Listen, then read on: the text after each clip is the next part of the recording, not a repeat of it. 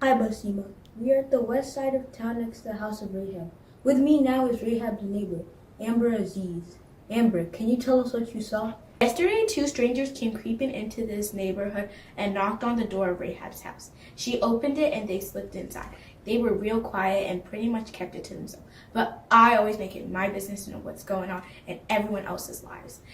They acted strange, and with all the news of cities falling, you can't be sure about anybody anymore. Well, have you seen them today? No, I think they slipped out again last night, but I'm not sure how they managed that. I was keeping a pretty close eye on them. Then, some other men were here just a little while ago looking for them. They looked like folks from the king's palace.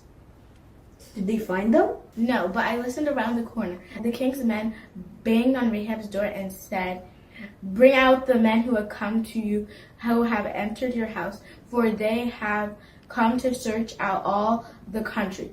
Rahab told them they had just left just before the men got here. So off they dashed, trying to catch up to them. Did they catch them? I don't think so, but I'm dying to know how those guys got out without me seeing them. I'm kind of famous for seeing everything that goes around in the neighborhood, so this is really going to destroy my reputation.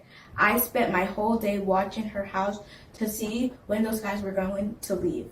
There you have it, Basima. There are mysterious strangers in our town, and even with the high security and curfew, they slink around as if they were invisible. I knocked on the door. She answered, but wouldn't open it for me, saying she had no comment. This is JNN's Jabin Najib with the report at Rahab's house in the city wall.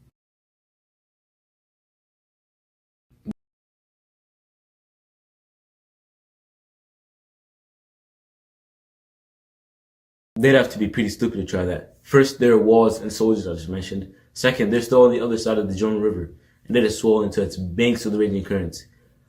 Second, they're still on the other side of the Jordan River, and it is swollen to its banks with the raging current.